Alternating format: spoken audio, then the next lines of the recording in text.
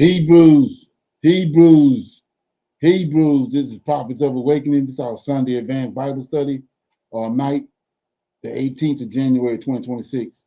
We'll be reading our 5 chapters tonight. We'll be reading out of the book of Jeremiah, chapter 36 through 40. We're going to read each chapter and break it down like we normally do. Okay, you can go to our YouTube channel, The Prophets of Awakening. Check out our videos. We have over 1,000 or so videos that you can look at, examine. These videos will lead you to the truth of the Holy Scriptures. And if you like what you're hearing and receiving, I'm asking you to like, share, subscribe to the channel. It'll be greatly appreciated. Okay, this is a non-Messianic channel. For those that don't know, we deal with the Tanakh and the Torah. Tanakh being the Old Testament, so-called book of remembrance. And the Torah is the first 5 books of the Old Testament that was given to Moses by our Savior, our Redeemer, and our Deliverer, the Lord of Hosts. Okay, this channel was created to aid and assist all Hebrews who are waking up to their true identity in these last days, and also understanding who their Savior and their Redeemer truly is. Shalom and welcome to the channel, and welcome to our Sunday Advanced Bible Study. We're going to do our normal, which is a moment of silence, prayer, we'll read the Psalms. We have some current events, some need-to-know information, and we open it up for some Q&A. Any questions, comments, any dialogue, or testimonies. Then our topic for discussion is the 5 assets that powers to be will seize. These are the first assets they'll seize in a time of crisis, which is where we're at right now. Okay. And our scripture reading, like I said, we'll be reading out of the book of Jeremiah, chapters 36 through 40. I'm going to read those chapters and break them down. We'll pick a scripture at the end like we normally do. We'll read that scripture, break it down, then we'll close out. Okay? This moment of silence for the Lord of hosts and all that he's doing to bring about our prophesied deliverance in these last days. O Lord, righteousness and uprightness belongeth unto thee. Therefore we come before thee at this time and at this hour, seeking thy face and looking for righteousness and uprightness, that we may walk before thee as thy servants David and Solomon, Samuel, Hezekiah, Ezekiel, and Jeremiah did, that we may walk before thee in truth and in righteousness and in righteous heart. Give unto us, O Lord, an understanding heart, that we may discern between good and bad. For we desire to walk after thee, O Lord, and to keep your commandments, your testimony, and your statutes with all our heart and our soul, and to perform the words of the covenant that was written down by your prophets. O Lord, allow thy face to shine upon thy people, and hear our plea, hear and do, and hide not thy face from us any longer, for we need you so very much at this hour. Peace be unto you. Okay. So with that being said, I'll read a song right quick. Okay.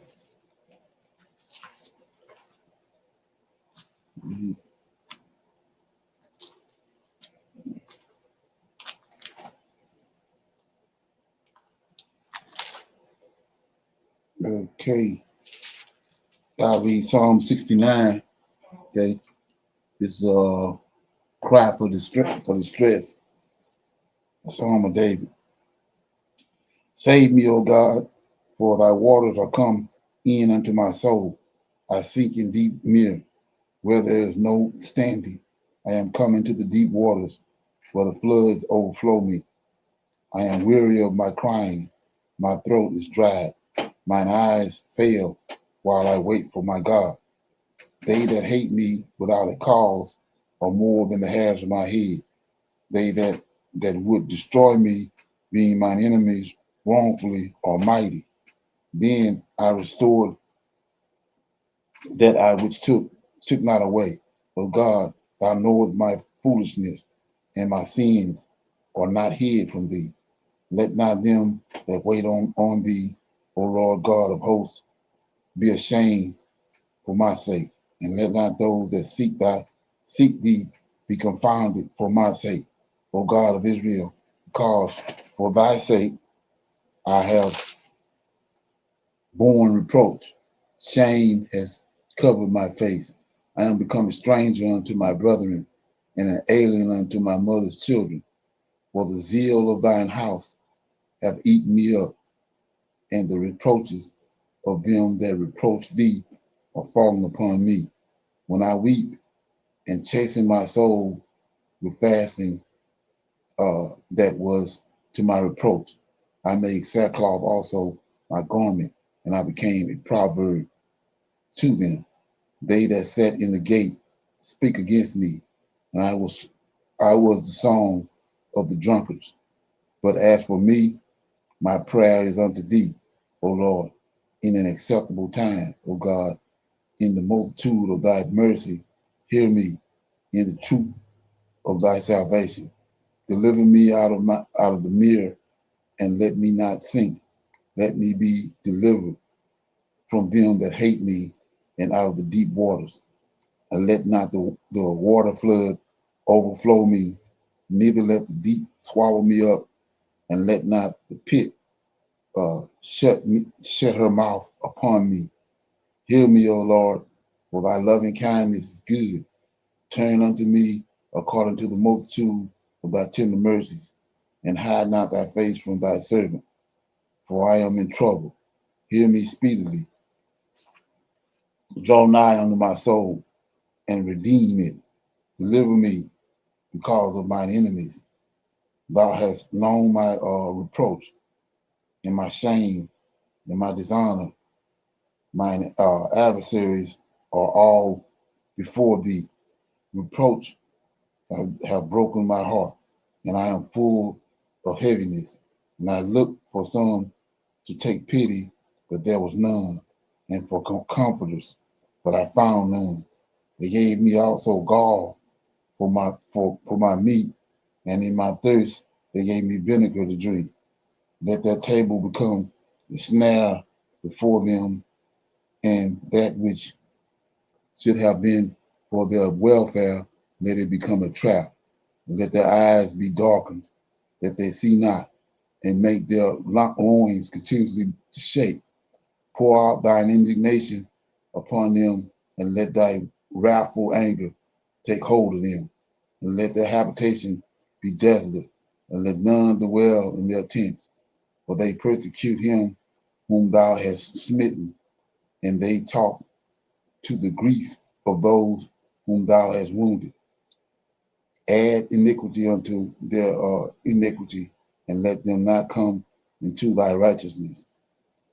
Let them let them be blotted out of the book of the living, and not be written with the righteous. But I am poor and sorrowful. Let thy salvation, O God, set me up on high. I will praise the name of God with a song, and I will magnify him with thanksgiving. This also shall please the Lord better than an ox or a bullock that have horns and hoofs. The humble shall see this and be glad, and your heart shall live that seek God. For the Lord heareth the poor, and despiseth not the prisoner. Let the heavens and the earth praise him, the seas and everything that moveth therein. For God will save Zion, and he will build the cities of Judah, that they may dwell there and have it in possession. The seed also of his servants shall inherit it, and they that love his name shall dwell therein. Okay, that was Psalm 69, and it's a cry for distress, Psalm of David. Okay, anybody get anything out of that?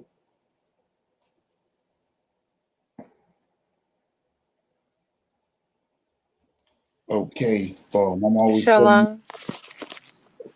Okay, Yeah, shalom, everyone. Brother Leonard, you've read this before, and the whole vinegar part just reminds me of that scene, that picture they paint in the New Testament with Jesus, and then contrary to JC in the New Testament, we hear David saying, about his enemies to blot them out of the book.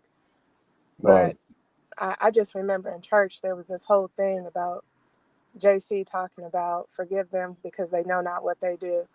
Um, And that always surprised me, that we were just forgiving everybody continually through the New Testament. But that was a big thing for me, where that was taken from the Old Testament to be used for JC while he was on the cross.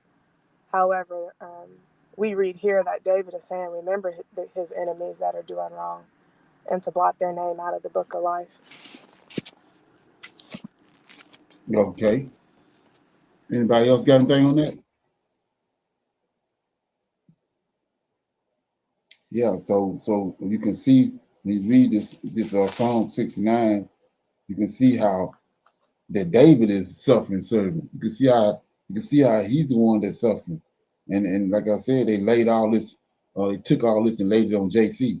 But you can see through here reading this Psalm, it's shining light on the fact that David is the one that's suffering. Like in verse 8, he says, I have become a stranger unto my brethren and an alien unto my mother's children. For the zeal of thine house have eaten me up, and the reproach of them that reproach thee are fallen upon me. So you can see in reading all this how David is the one that's suffering. Like I was showing you with Jeremiah. So this where they get it from. They see how the men in Israel, certain ones that Most High was dealing with, how they suffered because of the because of the Lord of hosts. And so they took that understanding and they just transferred it to JC. Okay. And then what's crazy right here, I'm gonna read these couple of verses and remember how they go to Psalms 33. Isaiah 53, they always talk about he was wounded, he was smitten and all this, right? So I'm gonna start at 23. Let their eyes be darkened. It's David talking to the Lord of hosts. Let their eyes be darkened that they see not, and make their loins continuously to shake. Pour out thine indignation upon them, and let thy wrathful anger take hold of them. Let their habitation be desolate, and let none dwell there in their tents. For they persecute him whom thou hast smitten. See that? David. He says, he asking the Lord to do this because they persecute him. The one David, the Lord has smitten, and they talk to the grief of those whom thou hast wounded. See that? All this is in Isaiah 53. And iniquity unto their iniquity, and let them not come into righteousness, and let them be blotted out of the book of life. Like I said, the book of life is Tanakh, the Old Testament. Yeah, blotted out of the book of life, right? Let me get that. Book of the living, and be not written with righteousness. But I am poor and sorrowful. Let thy salvation, O God, set me up on high. So just for GP, 27, add iniquity unto their iniquity, and let them not come into righteousness. So what are you talking about? I'm always going here. And just like this happened to David, it happened to the rest of our patriarchs and those righteous men that the Most High dealing with. So you go to 2 Samuel right quick. Okay. You'll see what I'm talking about in 23. In Psalm 23, I'm always reading this. Psalm 22, 2 Samuel 22, and then I'm gonna start at 18. It says David found himself in hell. He died, and his soul. He found his soul in hell, and then he cried to the Lord to deliver him.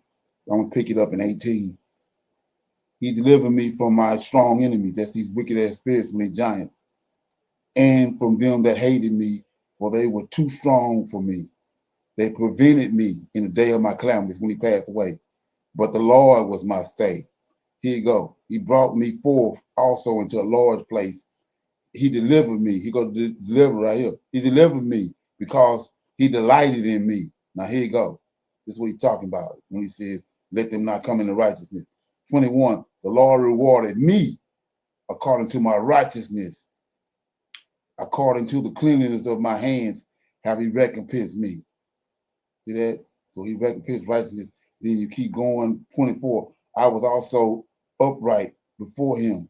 I have kept myself from my iniquities. Therefore, the Lord have recompensed me according to my righteousness and according to my cleanliness in his eyesight. So that's what he's talking about. So we go to Noah. He says, the only reason he saved Noah was because Noah was a righteous man.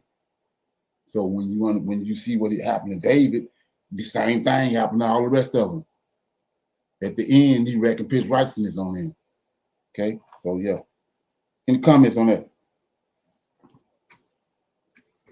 Okay. So with that being said, we'll go to our current events, play, and then we'll break it down. Let me get this first one.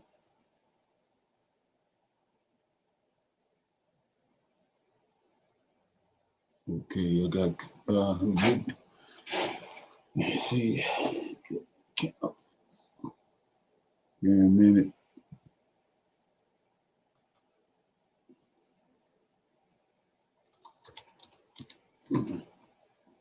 Computer tripping out.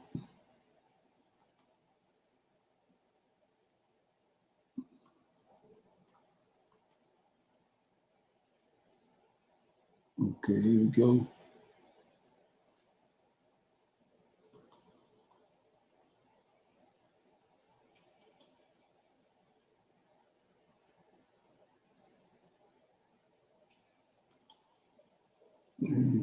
My name is Lingent. I continue making this report. So there is a trend, family, a trend of the US citizens having their passport cancelled. And they usually notice this when they arrive at their destination. And we've gotten over 5 people come out to complain about the same thing, about their passport being cancelled. A lady actually said her passport and data was erased from the system. They told her her passport was cancelled and that it was erased, it was reported stolen. But she said she checked it, it was cleared before she left the US, only to arrive at her destination to find out that her passport had been cancelled. Let's watch the video. If you're American and you have an international trip coming up, I know you're probably panicking right now if you've been seeing the viral videos of people saying that they went on vacation, they traveled, got to their destination, and then upon arrival, they found out that their passports were canceled, and it was not canceled by them.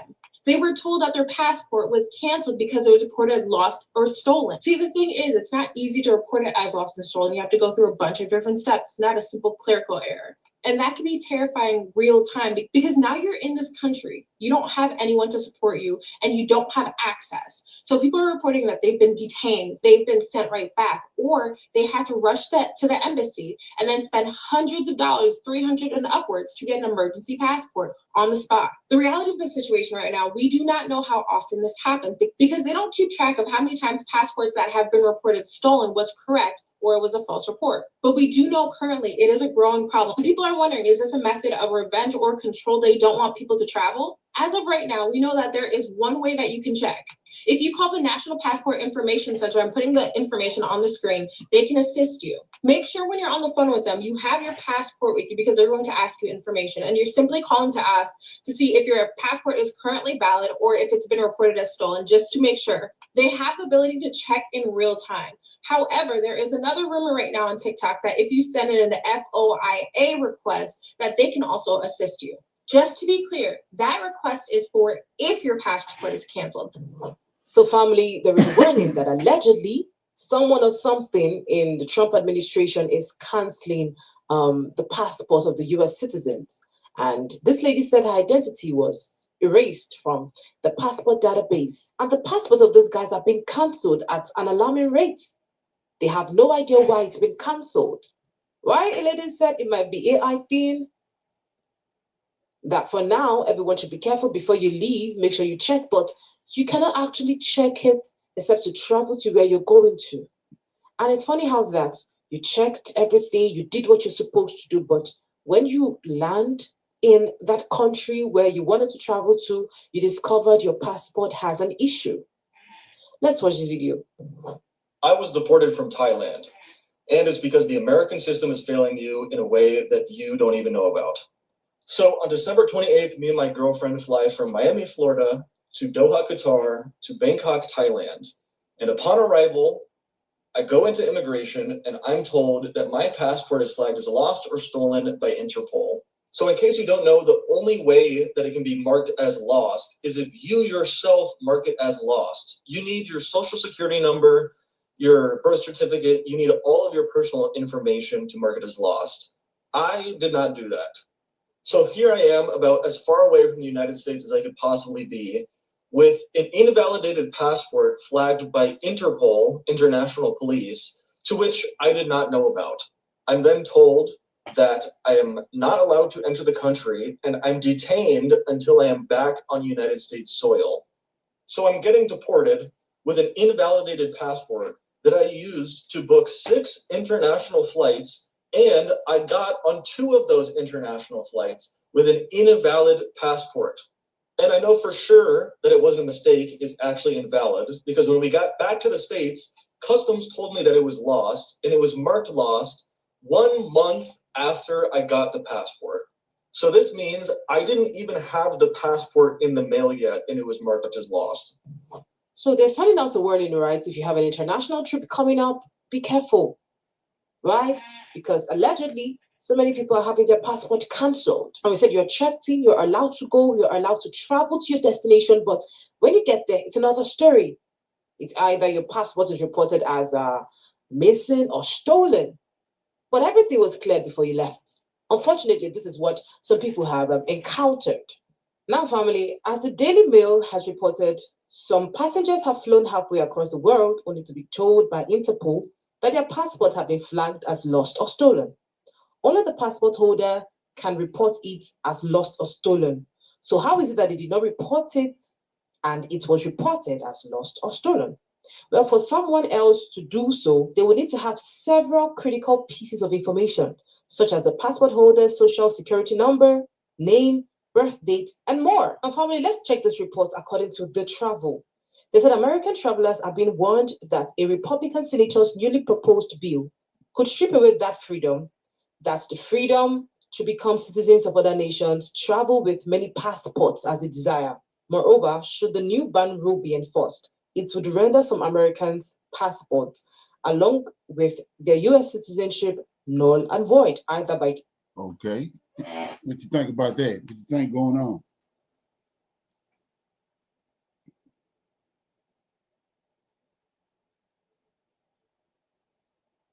Okay.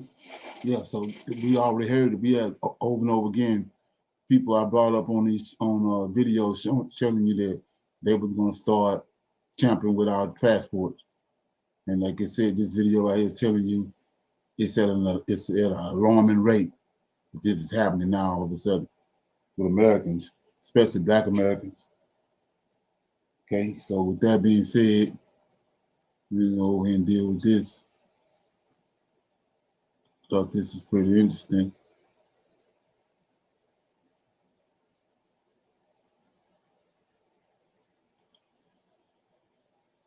And then, of course, it drops back down to 7, pictures say 1,000 words. So this is, in the beginning, that 20th of an ounce of gold to 1 ounce of silver to a silver certificate, all in circulation at the same time at the same stated value. This takes you all the way back to 1693. So, you hear a lot about the 15-to-1 ratio. Well, that was from 1693 up until shortly before 1913, when we had a little bit of shift, but that was the norm. And you can see it stayed very steady for 15 ounces of silver to 1 ounce of gold. But then there was a pattern shift. That's why I always talk about the pattern shifts, because you don't need to really understand exactly why something is shifting. When it shifts, it gives you a heads up. And we could see that pattern shift that happened right before 1913. And there you go. Then we're off to the races, because that's when it shifted to that 20th of an ounce of gold, this itty bitty piece, to 1 ounce of silver. And when I'm doing the fundamental value, I do it from 1913, that 20th to 1. What it's going to be, I don't know. But let's look at this more closely, because you can look on this chart and you can see when it hits a bottom and also when it hits a top. So 1940, that ratio was 100 to 1. And then, of course, it drops back down to 17 to 1, and then back up, right? And testing it, 91 to 1, etc., and on. And ratio reflecting their monetary roles. But as you will see, a critical pattern shift over a century ago set the stage for the extreme volatility we see today. What follows is a technical and historical breakdown of the gold to silver ratio, revealing the critical support and resistance levels that signal its next major move. This analysis culminates in a chilling look at the Weimar Republic's hyperinflation, providing a clear and stark precedent for how this ratio behaves in the final stages of a currency collapse. And whichever direction the lines are going, and then that helps you understand what is the next most likely outcome. We're going to know this soon because it's testing that level. But I want to take you on a little bit of a journey to help you also see that. And that's in this relative performance chart. Any of you can do it. I've shown you how. I've done videos on how you can do this yourself because it's on stockcharts.com. And you can pull this up and you can compare anything that you want. It's relative performance. In this particular case, spot gold, which is that blue line, to spot silver, which is that red line. I can't control the color of the lines, or maybe there's a way to do it, but I don't know how to do it. But this is the relative performance. And so you can see back in, what was that date, 99, when we had actually the first derivative explosion, but we'll just stay here for today. And you see hundreds, thousands, millions, billions, a trillion marks per ounce of silver. So it definitely enabled you to continue to buy food and whatever else you needed on a day-to-day basis. So the purpose of this video is the lady is telling you that real soon, the next few days, something major going to happen with silver. Okay, now I got another video. This to me is alarming, but I'm gonna play it. I'll just let the video speak for itself. This is some need to know information. We've been they've given us 72 hours. There's something major going to happen on. We'll see, but it's major going to happen on the 20th. So we know tomorrow is the 19th, Martin Luther King birthday, but we got something major coming up right after that. It's going to affect a lot of people. It's I just stumbled up on it, but it's going to affect a lot of people on the 20th. Let me play it. And you can write it, divide it for yourself. Okay.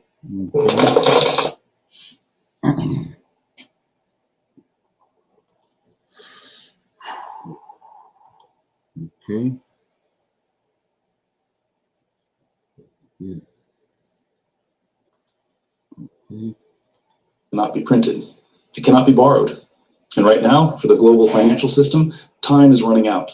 We are standing exactly 72 hours away from a convergence event that financial historians will be analyzing for decades. The date is Tuesday, January 20th, 2026. To the average person, it looks like just another day after a long weekend. But inside the fortified server rooms of Wall Street, inside the legal departments of the world's largest telecommunications giants, and inside the coding architecture of your personal banking app, this date is marked in red. They are calling it the Tuesday bottleneck, a rare and dangerous alignment of three massive systemic forces that will change your bank account whether you're ready or not. This is the financial coin historian. The countdown has begun. Let's decode what happens in 72 hours. To understand why this specific Tuesday is so critical, we have to understand the mechanics of the modern banking calendar. The global financial system does not flow like a river. It pulses. It moves in batches. Monday, January 19, 2026 is Martin Luther King Jr. Day. It is a federal holiday. The New York Stock Exchange is closed.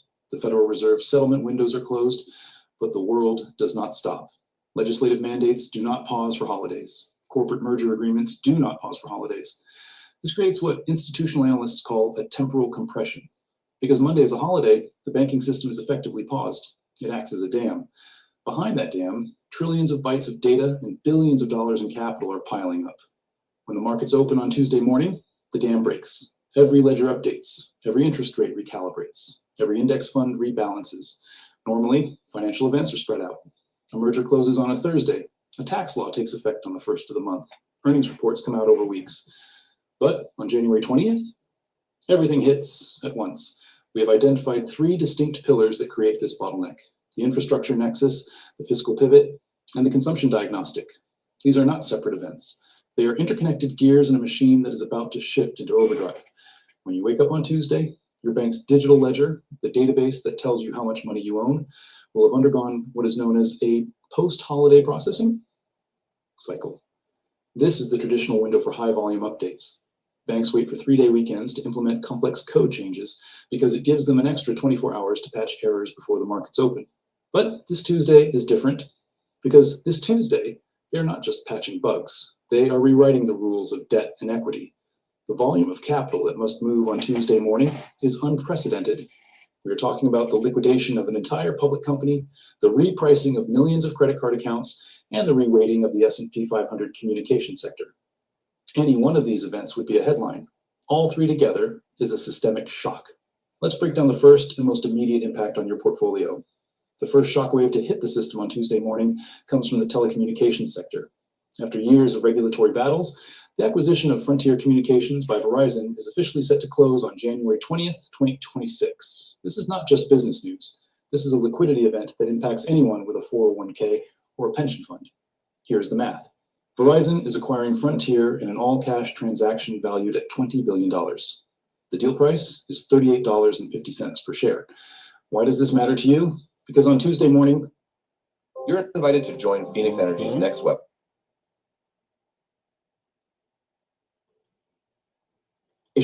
Ticker symbol FYBR, ceases to exist. It will be delisted from the NASDAQ. If you own Frontier stock, it vanishes. In its place, you will find cash. But the real impact is on the ETFs, the exchange-traded funds that millions of Americans use for retirement savings. Funds like the Vanguard Communication Services ETF or the Invesco QQQ Trust hold millions of shares of Frontier. Spend or save, which brings us to the final and perhaps most dangerous component of the Tuesday bottleneck. If the merger is the body and the OBBBA is the law, then Netflix is the pulse. At exactly 1:00 p.m. Pacific time, on Tuesday, January 20th, Netflix will release its 4th quarter earnings report. In 2026, Netflix is no longer just a streaming service, it is a utility. With over 300 million paid memberships, it has become the Netflix indicator, the primary diagnostic tool for the global economy. Why? Because Netflix sits at the exact borderline of discretionary spending. It is the first thing people cut when they are truly broke, and the last thing they keep when they are just stressed. The market is terrified of one phrase, the spending freeze. There's a growing fear that the cumulative weight of inflation, debt, and economic uncertainty has finally broken the consumer's back. If Netflix misses its subscriber targets, or if its average revenue per membership drops, it will be interpreted as a signal that the spending freeze has begun. The logic is brutal. If people cannot afford $15 a month for Netflix, they certainly cannot afford a new iPhone, a new car, or a new house. A bad report from Netflix on Tuesday afternoon could trigger a massive sell-off in the entire consumer discretionary sector. It's a political calculation disguised as tax policy. But if you qualify, you'd be foolish not to take advantage of it. The 3rd major market event happening on Tuesday is flying completely under the radar, but it represents a fundamental shift in how the new economy is being weighted.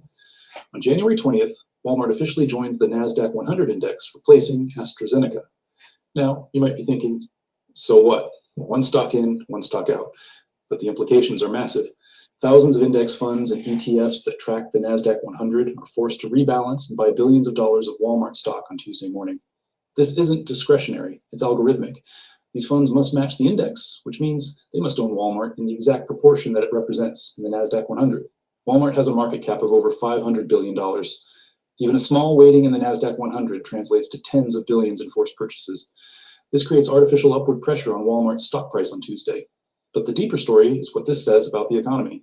The NASDAQ 100 has historically been dominated by tech companies, Apple, Microsoft, NVIDIA, Tesla. But now Walmart, a traditional brick and mortar retailer, is joining the club. This signals a shift. While everyone is looking at AI and tech stocks, the biggest institutional money is moving into retail and consumer staples. Your own communications ETFs, your sector allocation is about to shift. The Frontier cash payout will land in your account, Do not let it sit idle. The rebalancing of the sector creates opportunities. Verizon is expanding its reach to 30 million homes. It is becoming a utility, a bond proxy. Consider whether you want to increase or decrease your telecom exposure before the algorithmic buying wave hits. Fifth, if you own NASDAQ 100 index funds or QQQ, understand that you now own Walmart as of Tuesday. Okay, so he's saying all this is supposed to go down on Tuesday, so we want to see. Anybody got any comments on it? Okay, open it up for some questions. Anybody have any questions? Any comments? Dialogue, testimony? Anybody got anything they want to bring to the table?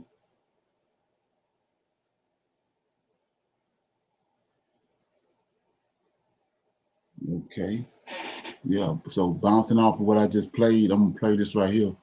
It's like it's not a coincidence. Okay, but check it out. Let me get it. Yeah, here we go. Check this out.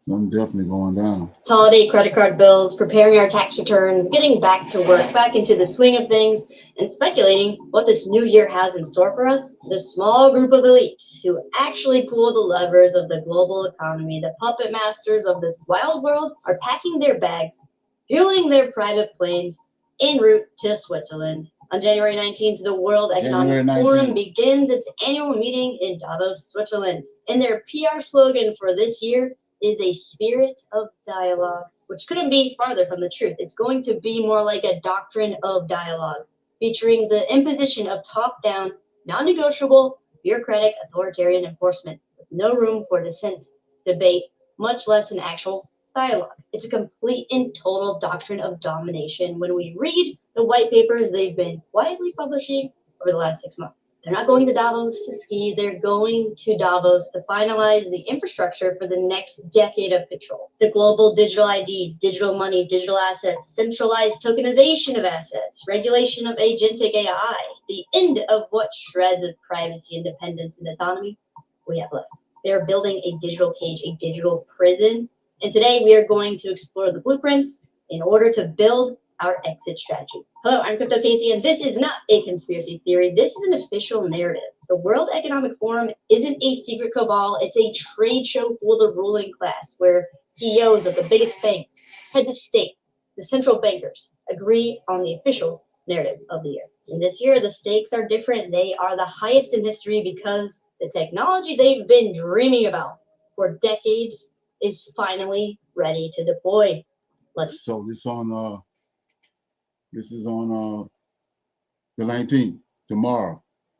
And you think there's a coincidence, and then telling you there's something major is going to happen on the 20th. So we're going to see, okay?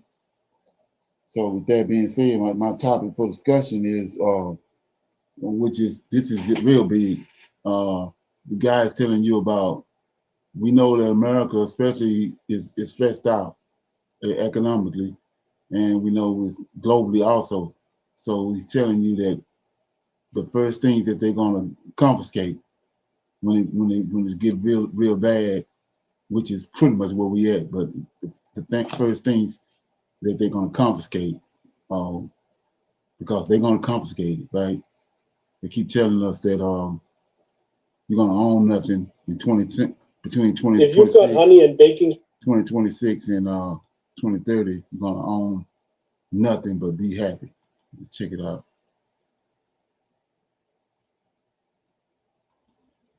Check it out. Here we go. 2013, a 60-year-old woman stole her apartment for $600 grand, put it in the bank for safety on Thursday. The banks locked their doors on Friday. Monday morning, the woman wakes up to find the government had taken $500,000 out of her account to pay their bad debts. In fact, anyone with more than $100,000 in that bank discovers that 47.5% of their savings is just gone, vaporized. And it wasn't a robbery. It wasn't a hacker. It was a bail-in, legal, approved by the EU. Now, I know what you're thinking. Matt, That's Cyprus. That's a tiny little island, and that's in Europe. That's not America. But wait, April 5th, 1933, Executive Order 6102. The FBI didn't ask politely for your gold. They demanded it. The compensation, $20.67 an ounce. And if you said no, if you decided your property was, your property, $10,000 fine. That is $230,000 in today's money, or 10 years in federal prison. And here is the part that makes you want to punch a wall. Less than a year later, the government revalued that same gold to $35 an ounce. They forced you to sell low so they could sell high. They didn't just seize the asset, they seized the profit. It was a 69% markup that went straight into the Treasury's pocket. Fast forward to November 2022. The Department of Justice seizes $3.36 billion in Bitcoin from the Silk Road case. The asset that was supposed to be unseizable, the asset that was beyond government reach. Well, they took it. Now, connect the dots to January 20th, 2025. The president declared a national energy emergency. So why does that matter to your bank account? Because emergency is the magic word that changes the rules. When a national emergency is declared, it activates legal frameworks like the Defense Production Act that allow the government to requisition private resources to stabilize the country. Today, the emergency is energy. Tomorrow, the emergency is currency. The point is, they have officially flipped the legal switch from normal to crisis. And once that switch is flipped, your property rights become flexible. The most dangerous thing you can own right now is something the government knows you have. Because when the national debt hits a point where math stops working, and we know we're way past that point, they don't cut spending, they don't tighten their belts. They look at your belt.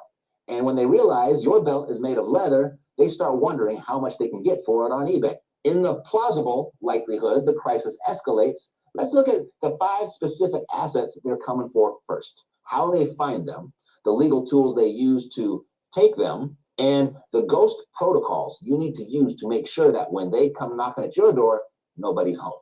Now, before we get to the list, I need to address the guy in the comments right now who is typing. I can see you, I can feel you. Joke's on them, Matt. I'm broke. I've got nothing to take. Listen, in a crisis, they're not hunting the billionaires. Billionaires have lawyers. Billionaires have senators on speed dial. Billionaires have trust funds in the Cook Islands.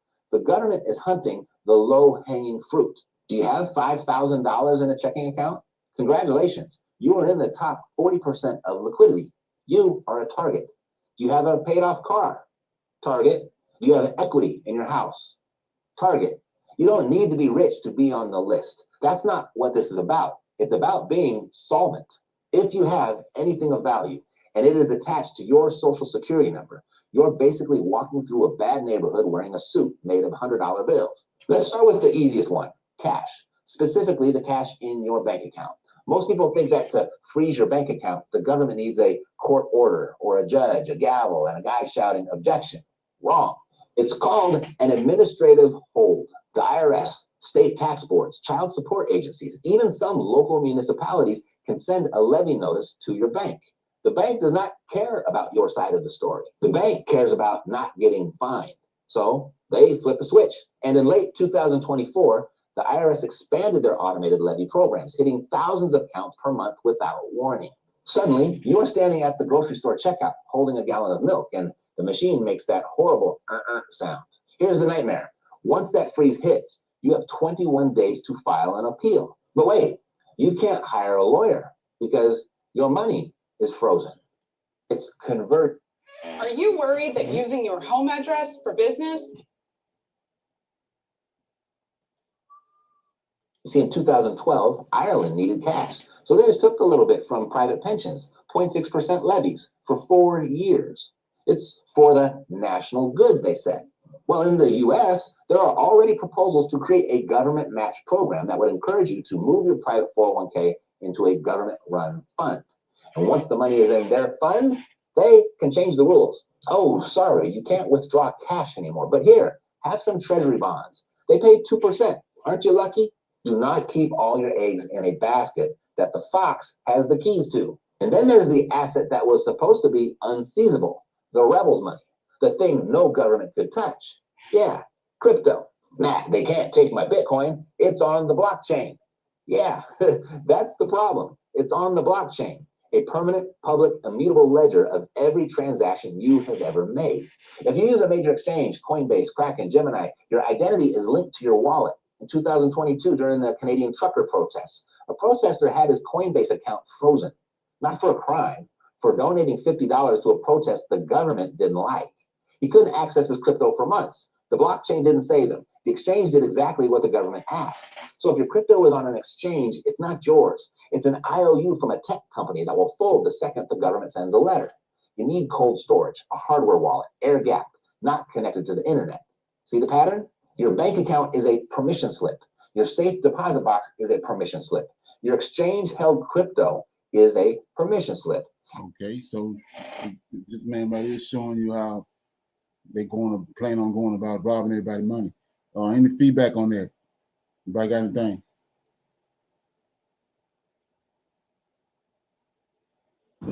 Shalom. I believe the gist of what he's saying. Much Okay. earlier in last year, much earlier, I was transferring money, and it didn't transfer. I was sending it to a sibling to help my mom with something, and she had just opened a new bank account. She had her old one, but she just opened a different one with a different bank. And on my side, for clarification, it was through something called Zelle. On my side, everything sent. So I never thought to ask, hey, there's a problem. Did you get it? About a week later, she told me that she still hadn't gotten the money. And on her side, they were trying to say that, what did she say? They're trying to make sure that it's not fraud and it didn't come from somebody that is trying to commit fraud. And I was like, what? And I just had never heard of all of this.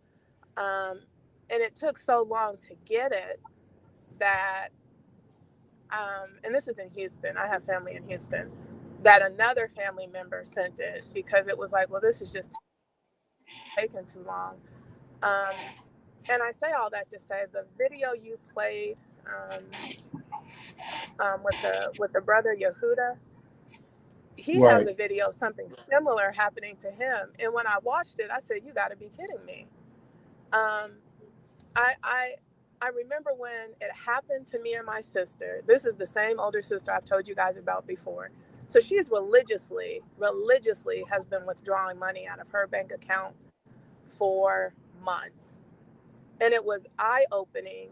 She said she just has a feeling she needs to take all her money out the bank. And she's been telling me to do it. So the video with the brother Yehuda, it was interesting because it was like, well, maybe I should have been taking all my money out when my sister mentioned it, because even now, hearing what I'm hearing, it doesn't matter whether you have a 9-to-5 or not. If they see value anywhere, they can take a hold of it and do what they want to do with it because it's in their property.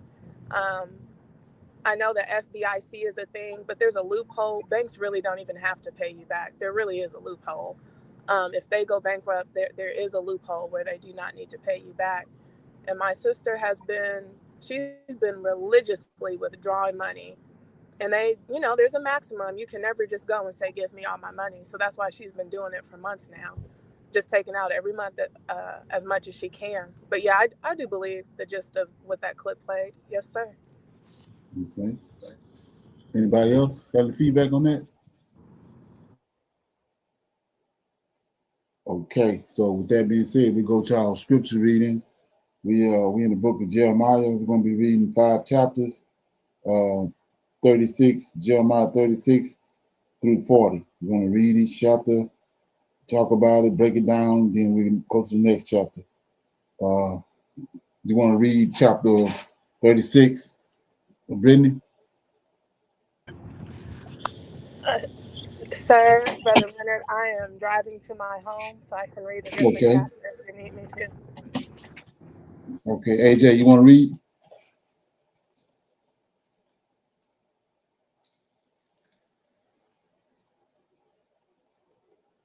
Okay.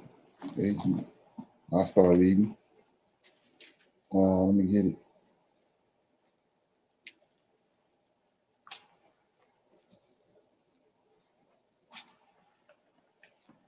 Give me 1 minute.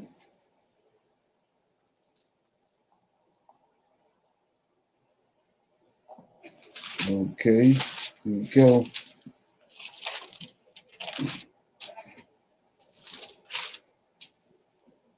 This is Jeremiah scroll read by Barak. And it came to pass in the 4th year of Jehoiakim, the son of Josiah, king of Judah, that this word came unto Jeremiah from the Lord, saying, Take thee a roll of a book and write therein all the words that I have spoken unto thee against Israel and against Judah and against all the nations from the day I spoke unto thee, from the days of Josiah, even unto this day. It may be that the house of Judah will hear all the evil which I have proposed to do unto them, that they may return every man from his evil way, that I may forgive their iniquity and their sin. Then Jeremiah called Barak, the son of Nerah, and Barak wrote from the mouth of Jeremiah all the words of the Lord which he had spoken unto him upon a roll of a book. And Jeremiah commanded Barak, saying, I am shut up, I cannot go into the house of the Lord. Therefore, go thou and read in the roll which thou hast written from my mouth, the words of the Lord in the ears of the people in the Lord's house upon the fasting day. And also thou shalt read them in the ears of all of Judah that come out of their cities. It may be that when they will present their supplications before the Lord and will return everyone from his evil way, for great is the anger and the fury that the Lord hath pronounced against his people.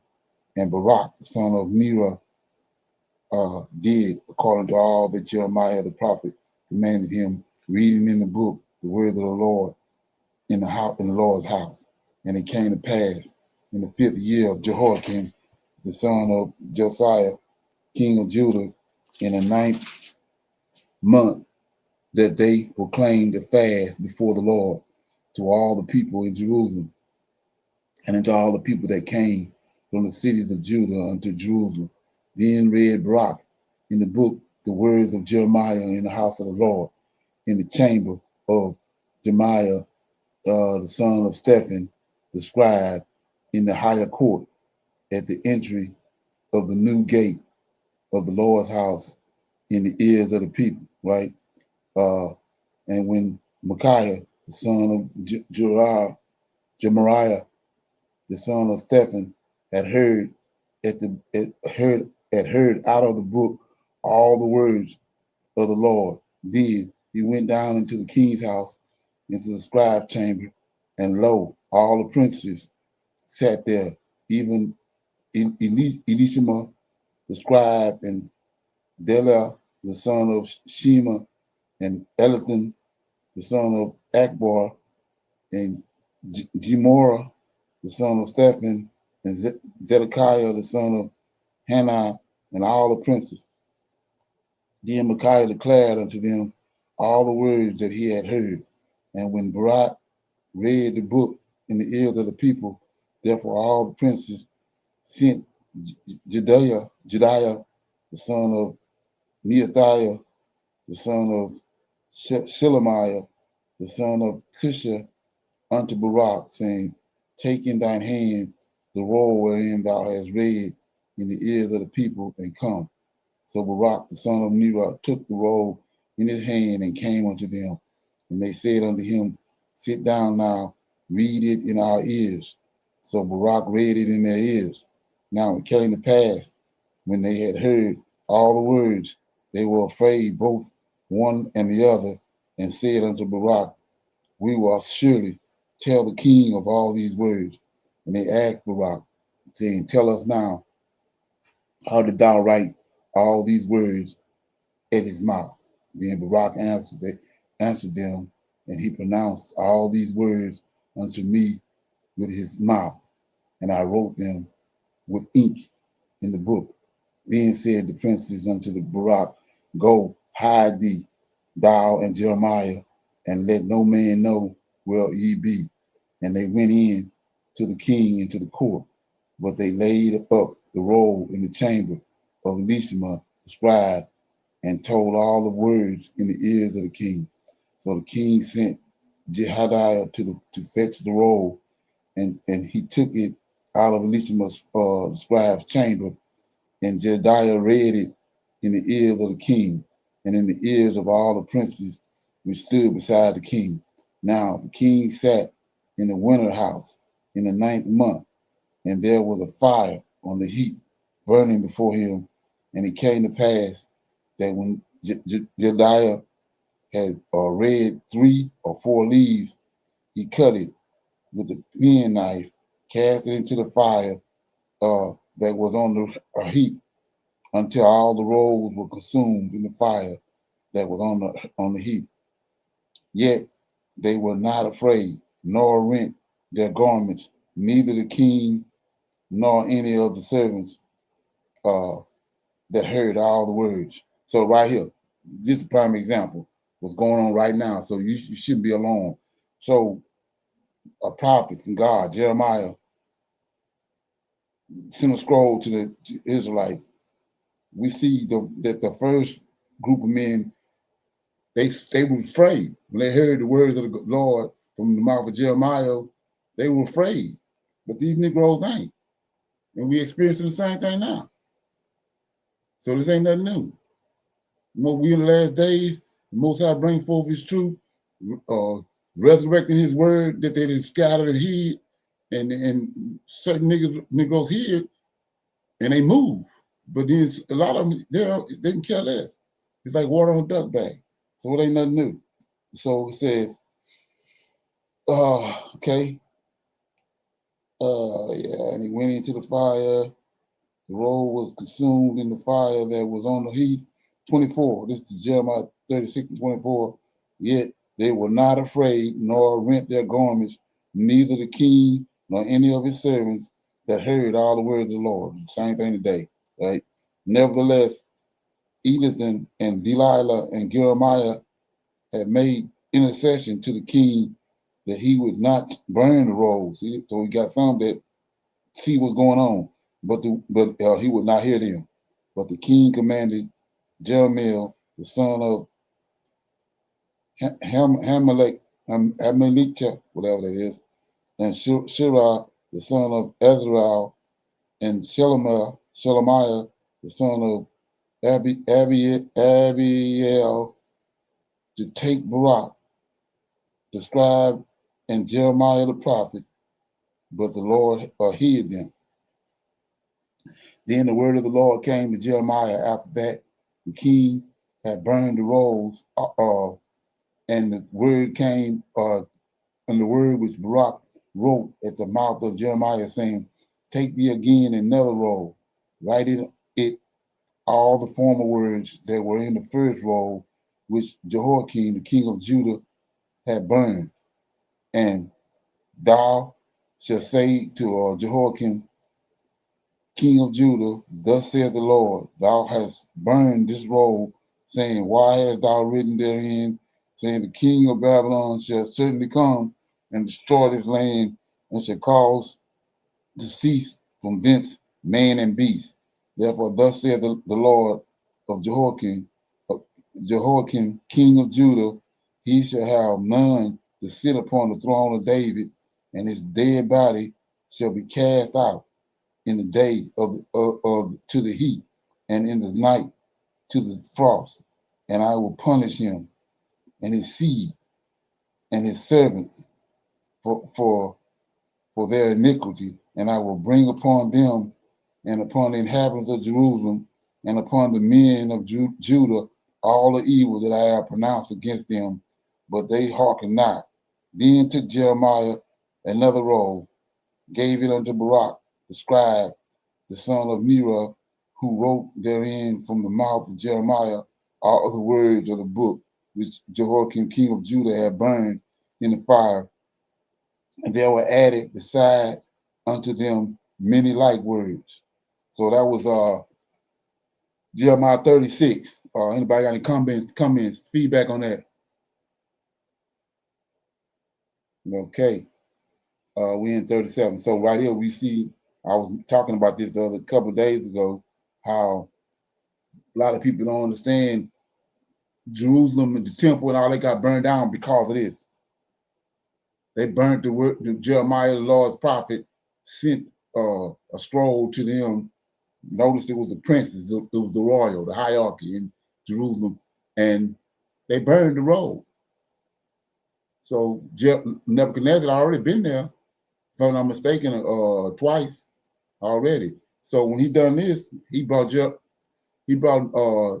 Nebuchadnezzar back there, and they burned the house of the Lord, burned everything, burned all these mean houses that were standing there. That's why they got burned, because of what they done. Okay, so we'll go to 37. Jeremiah in prison, and the king Zedekiah, the son of Josiah, reigned in the stead of Coniah, the son of Jehoiakim. Okay, let me read that. And the king Zedekiah, the son of Josiah, reigned instead of Coniah, the son of Jehoiakim, whom Nebuchadnezzar, king of Babylon, made king in the land of Judah.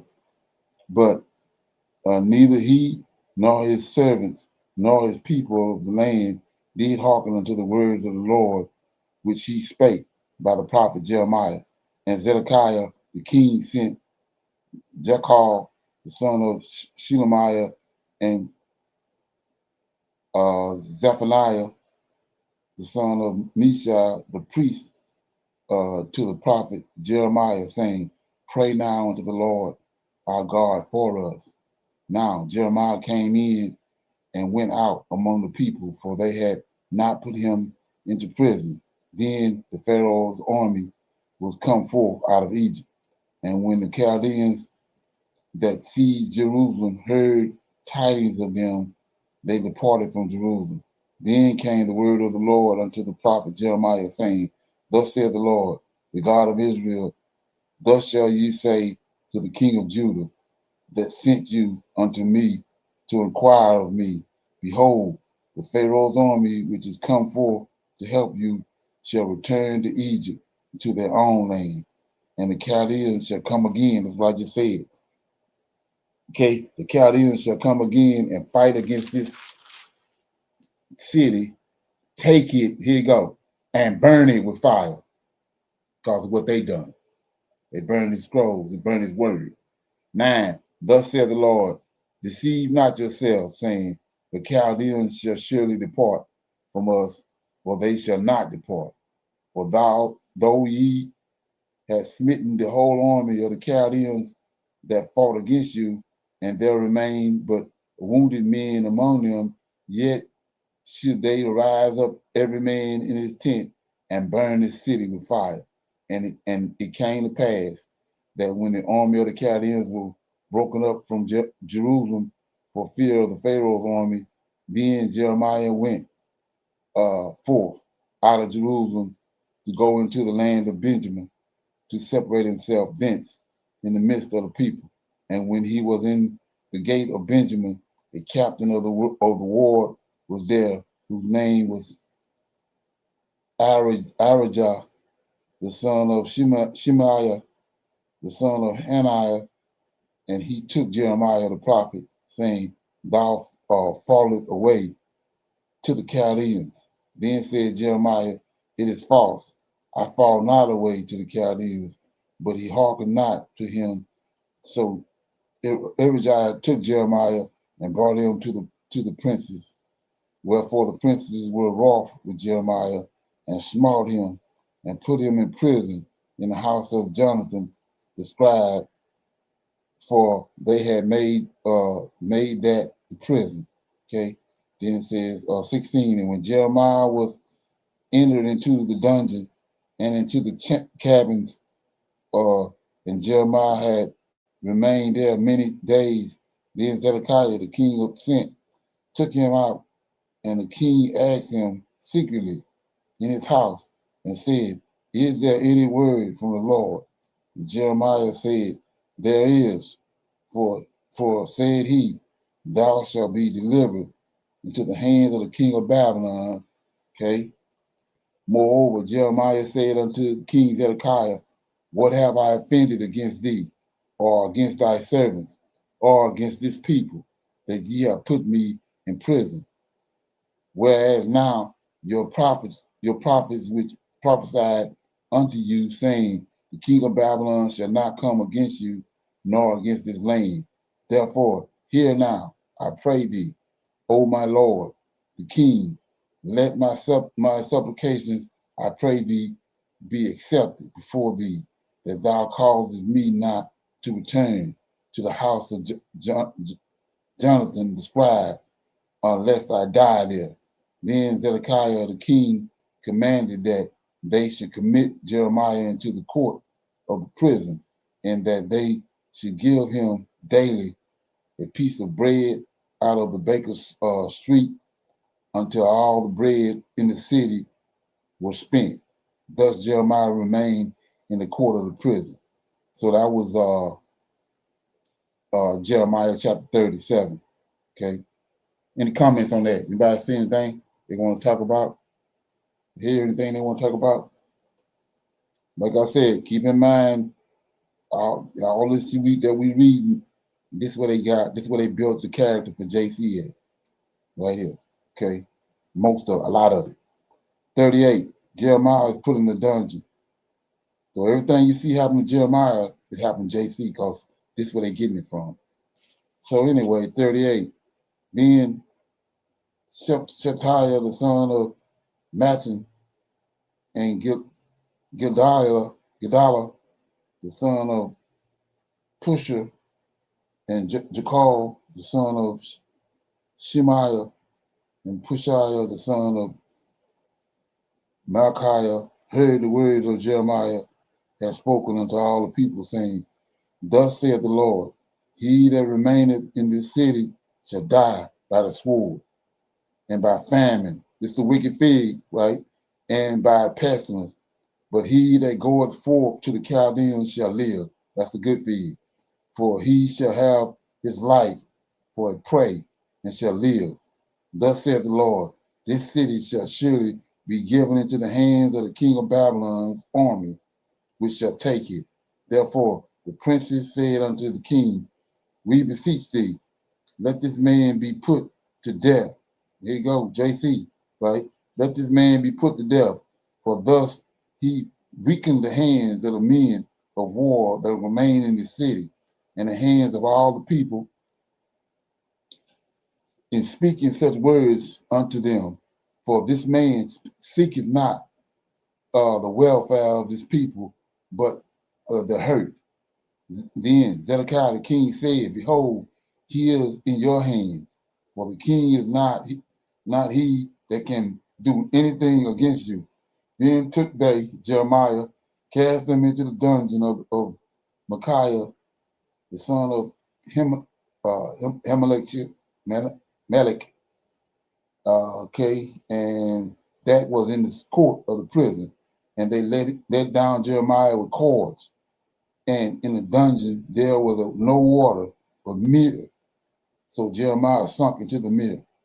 Now, when Ebed-Melech, the Ethiopian, one of the eunuchs, which was in the king's house, heard that they had put Jeremiah into the dungeon, the king then sitting in the gate of Benjamin, Ebed-Melech went forth out of the king's house and spake to the king, saying, My lord the king, these men have done evil in all that they have done to Jeremiah the prophet, whom they have cast into the dungeon, and he is like to die for hunger in the place where he is, for there is no more bread in the city.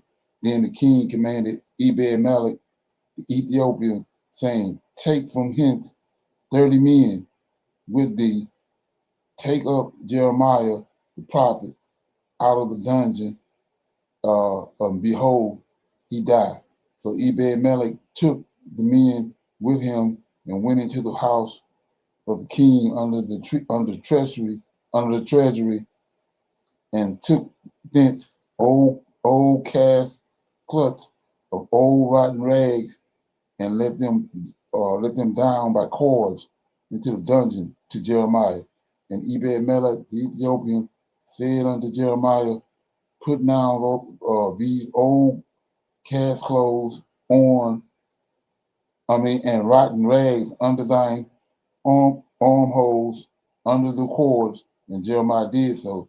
So they drew up Jeremiah with cords and took him up out of the dungeon, and Jeremiah remained in the court of the prison.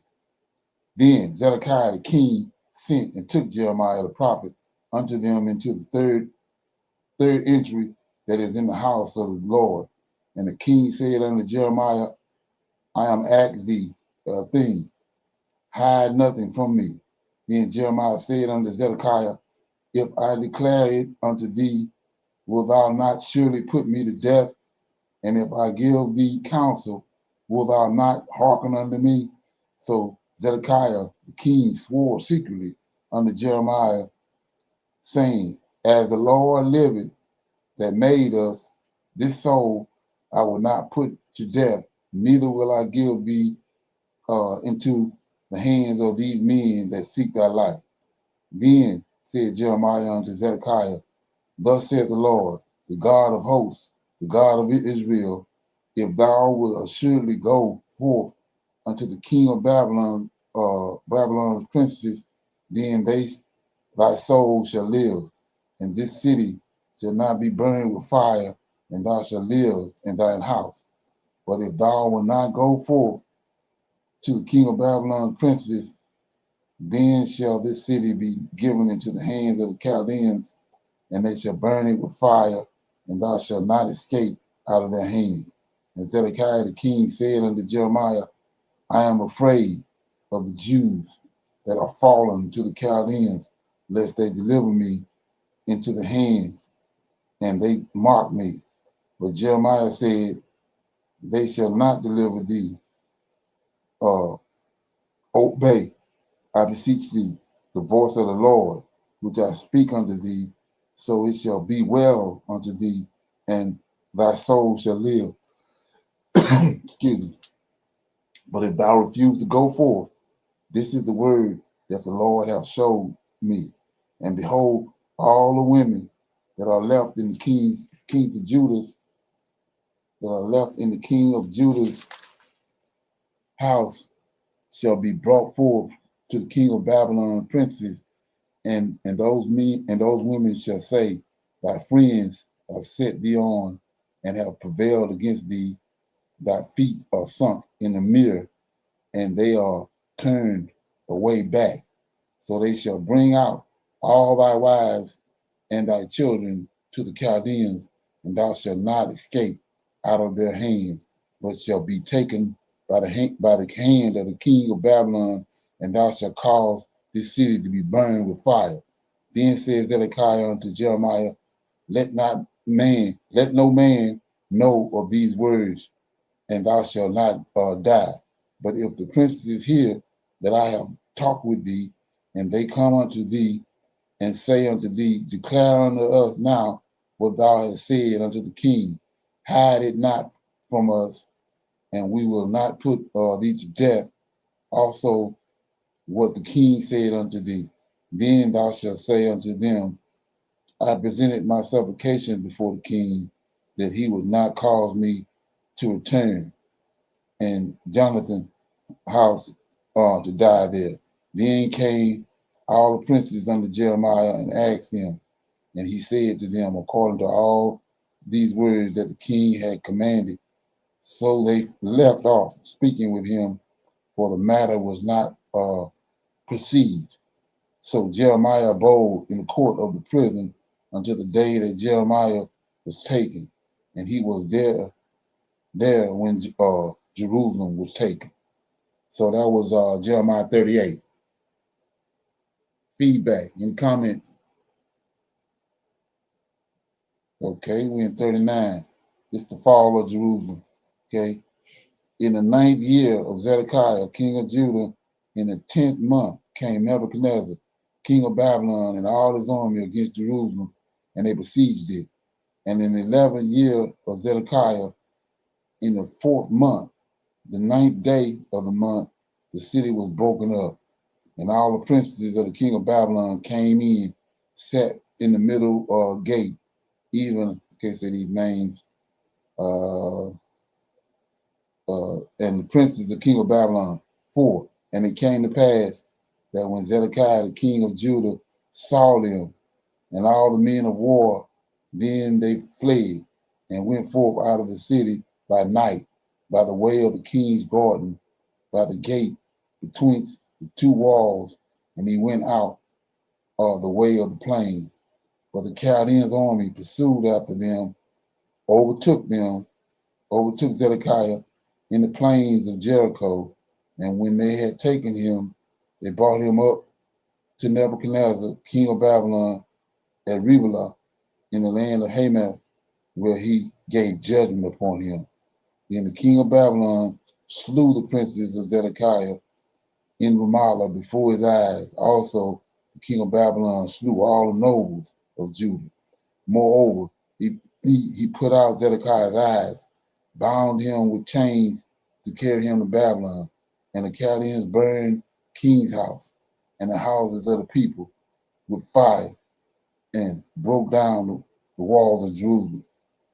Then Nebuzaradan, the captain of the guard, carried away captive unto Babylon the remnant of the people that remained in the city, and those that fell away, that fell unto him with the rest of the people that remained. But Nebuzaradan, the captain of the guard, left for the poor of the people which had nothing in the land of Judah, and gave them vineyards and fields at the same time. Now Nebuchadnezzar, king of Babylon, gave charge concerning Jeremiah to Nebuzaradan, the captain of the guard, saying, take him and look well to him, and do him no harm, but do unto him even as he shall say unto thee. So Nebuzaradan, the captain of the guard, sent, and Nebuzaradan, Rimblish, Nerashara, Ramag, and all the king of Babylon princes, even they sent and took Jeremiah out of the court of the prison and committed him unto Gedaliah, the son of Ahikam, the son of Stephan, that he should carry him home. So he dwelt among the people. Okay. Now the word of the Lord came unto Jeremiah while he was shut up in the court of the prison, saying, go and speak to Ebed-Melech the Ethiopian, saying, thus saith the Lord of hosts, the God of Israel, behold, I will bring my words upon this city for evil and not for good, and they shall accomplish in that day before thee. But I will deliver thee in that day, saith the Lord, and thou shalt not be given into the hands of the men of whom thou art afraid. For I will surely deliver thee, and thou shalt not fall by the sword, but thy life shall be for a prey unto thee, because thou hast put thy trust in me, saith the Lord. So that was 39, Jeremiah 39. Any comments, feedback? Okay, we read chapter 40, the last chapter. Jeremiah lives with Gedaliah. The word of the Lord came unto Jeremiah from the Lord after that Nebuzaradan, the captain of the guard, had let him go from Riblah, and when he had taken him, being bound in chains among all that were carried away captive to Jerusalem and Judah, which were carried away captive unto Babylon. And the captain of the guard took Jeremiah and said unto him, the Lord thy God hath pronounced this evil upon this place. Now the Lord hath brought it and done according as he hath said, because ye have sinned against the Lord and have not obeyed his voice. Therefore this thing is come upon thee. And now, behold, I loose thee this day from the chains which were upon thine hand. If it seemed good unto thee to come with me into Babylon, come, and I will look well unto thee. But if it seems ill unto thee to come with me into Babylon, forbear. Behold, all the land is before thee, whether it seemeth good or convenience for thee to go thither, go.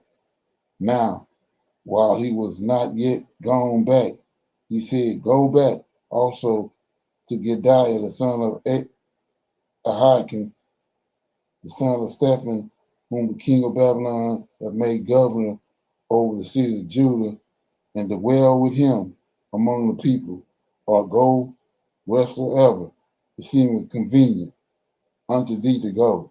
So the captain of the guard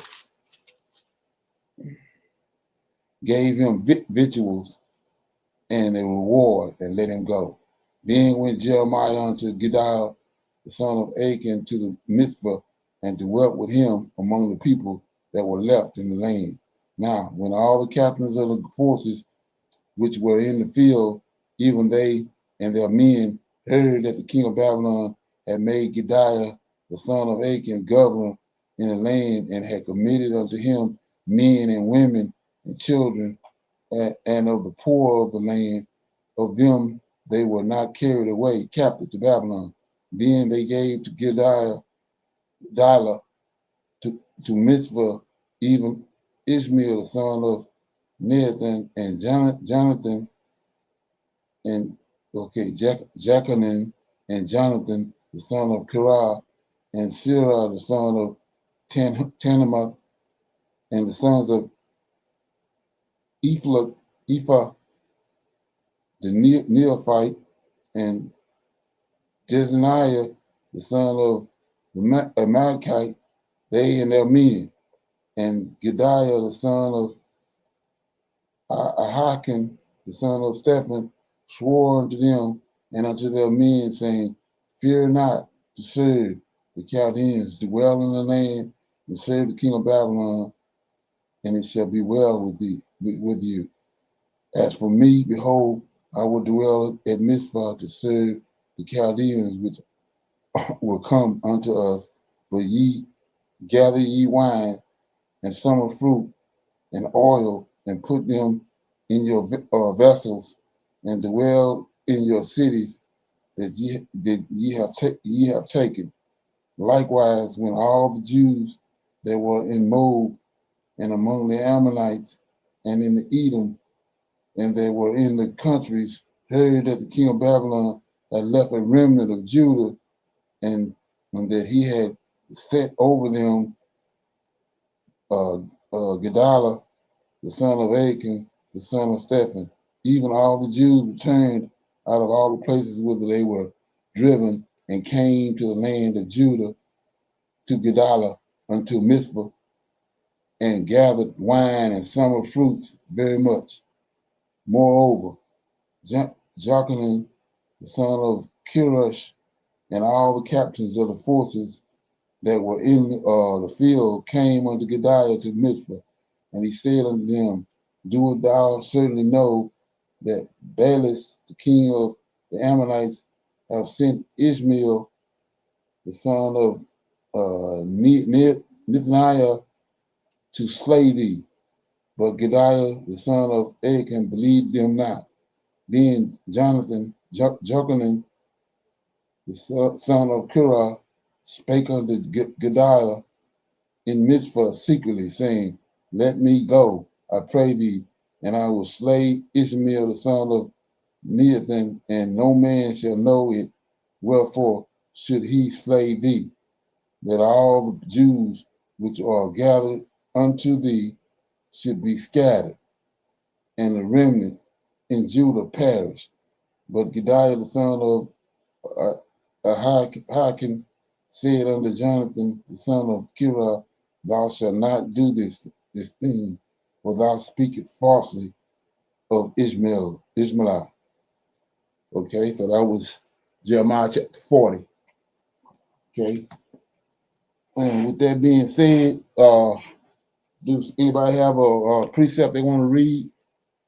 We'll read it and break it down, and then we'll close out. Yes, sir, Brother Leonard. Shalom, everyone. Brother Leonard, if I could read Isaiah chapter 56, verses Okay. 3, 4, and 5. I learned Okay. something tonight. Verse 3 says, Isaiah 56 and 3, neither let the son of the stranger that had joined himself to the Lord speak, saying, the Lord had utterly separated me from his people. Neither let the eunuch say, behold, I am a dry tree. For thus saith the Lord unto the eunuchs that keep my Sabbaths and choose the things that please me, and take hold of my covenant. Verse 5, even unto them will I give in mine house and within my walls a place and a name better than of sons and of daughters. I will give them an everlasting name that shall not be cut off. Okay. That's something. As you was reading in Jeremiah chapter 38, I didn't know that Ebed Melech was a eunuch.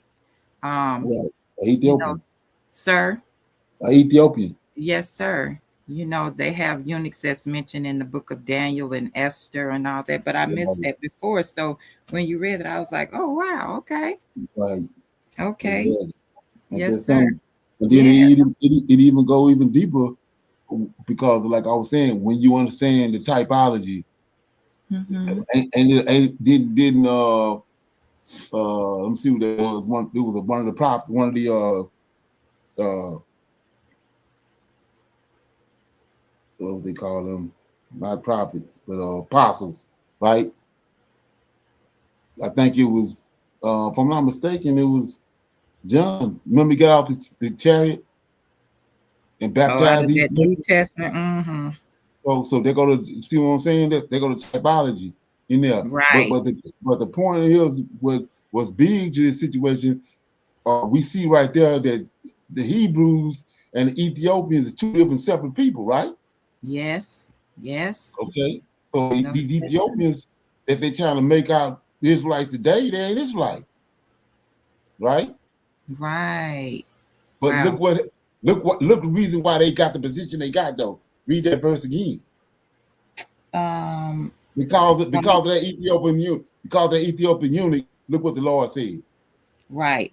Verse 4, sir. You want me to read 3, 4, and 5 again? Read that last two. Okay, verse 4 says, for thus said the Lord unto the eunuchs that keep my Sabbaths and choose the things that please me and take hold of my covenant.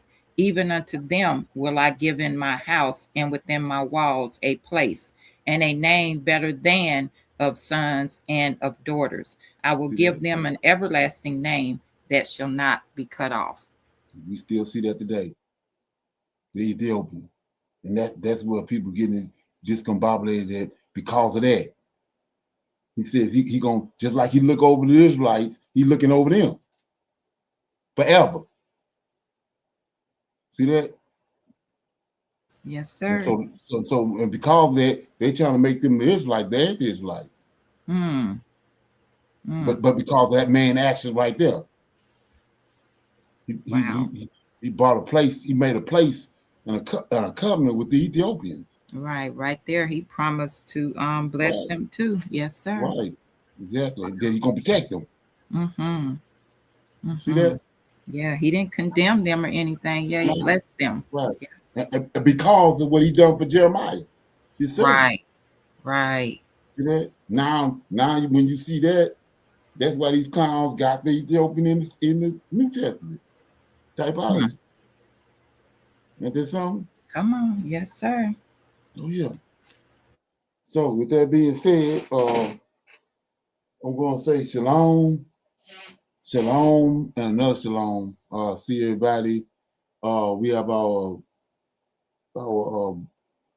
Bible briefing on every Tuesdays on Non-Messianic Conversations. So I see everybody on there. The women can come through YouTube. So I'm gonna say shalom, and another shalom. I see everybody on Tuesday. Shalom.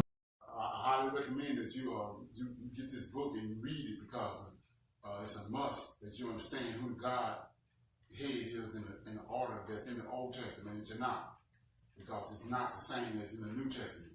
And when you read this and you get an understanding, then the scriptures open up, and then you begin to understand. So I highly recommend that you get this book. It's the Elohim of Israel, and it's a breakdown on the word Elohim and who the God of Israel is, and the Godhead.